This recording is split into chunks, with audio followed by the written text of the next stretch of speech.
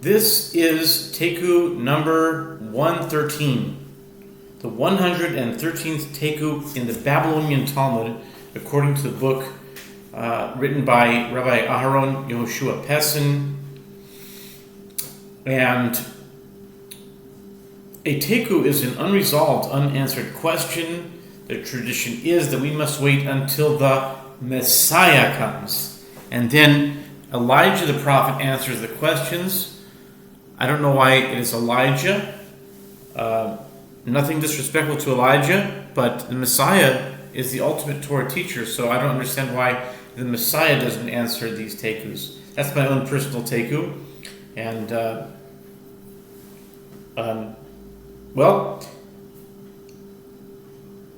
this is the 113th Taiku in the Babylonian Talmud. Now, I need to make a disclaimer because I know that on the internet now, and social media, the Talmud's taking a lot of flack, and I can see why there's some things that are perhaps very offensive there, and I don't necessarily agree with them. But this thing that I am doing is a project for me to simply read the Talmud, and in this case, Taikus, these unanswered questions. But also when I do the Daf Yomi, the same thing. I read a lot of Talmud that there's some things that are anti-Gentile, and there's some stuff that might be questionable in terms of different other things.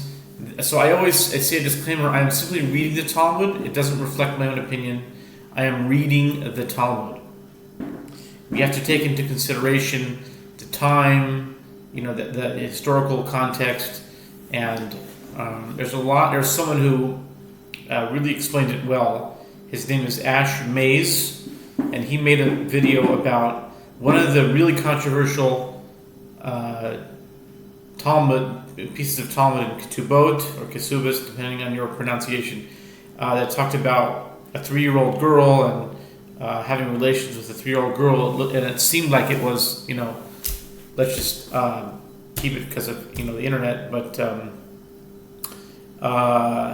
so he explained it very well, that if this thing took place, then actually they're not saying it was okay. They weren't discussing that. They were saying that it should not devalue that individual, because if someone was unmarried, untouched, then there would be a higher value than a non-person, a non-pure person. But so actually, if you read this Talmud the right way, this Talmud, this rabbi is actually giving more value to this individual, because they want to treat this person as a pure person. So people are taking it totally out of context, and they don't realize that it's not what they think. So he explained that very well. But anyway, getting back to, I went totally off on a tangent there. But anyway, I was saying that just because it's the disclaimer that I make, that if something is offensive, in this case, the one I'm about to read might cause that, because you'll see why. But anyway, this is it. It's in Kiddushin 7b with the words Boyer of Papa. Boyer of Papa, Bitra uparatrat bepruta mahu. Rav Papa raises a dilemma. If one man said to another, I hereby acquire your daughter and your cow. So, you can see why that might be offensive to women, let's say, because it's talking about one man making a deal to acquire this guy's daughter and his cow. So they're like in the same category. So that's why I made this disclaimer. So Rav Papa asked, if one man said to another, I hereby acquire your daughter and your cow with one pruta, mahu. Miyamunin bitcha b'chatzi pruta, baratcha b'chatzi pruta.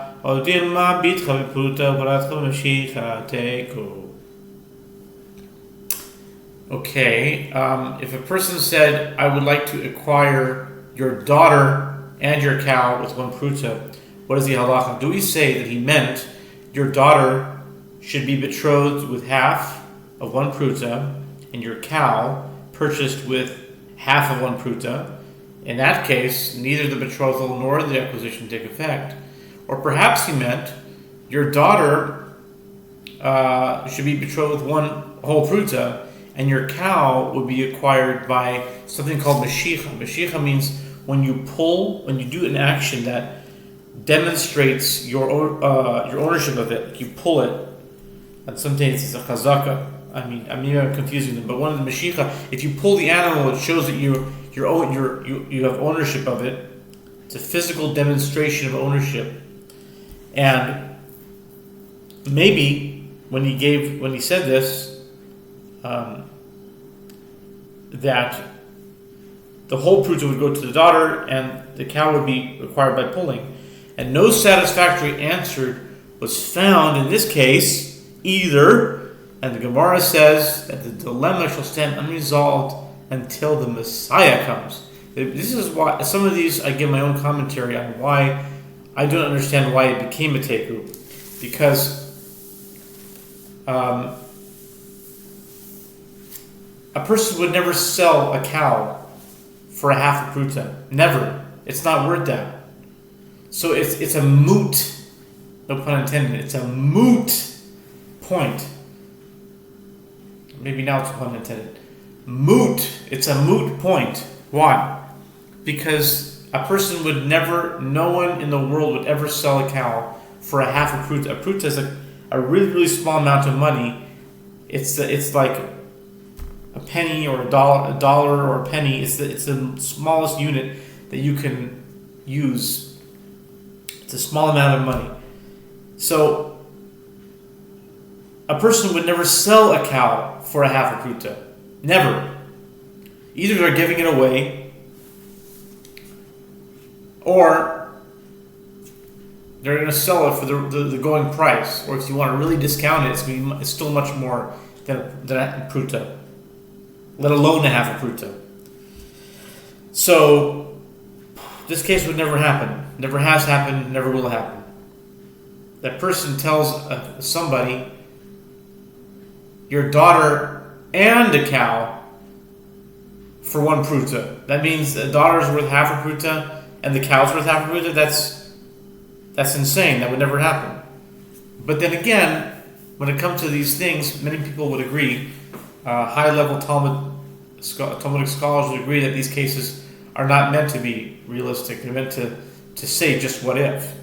But anyway, that's the 113th Taiku, the Babylonian Talmud, Kiddushin 7b.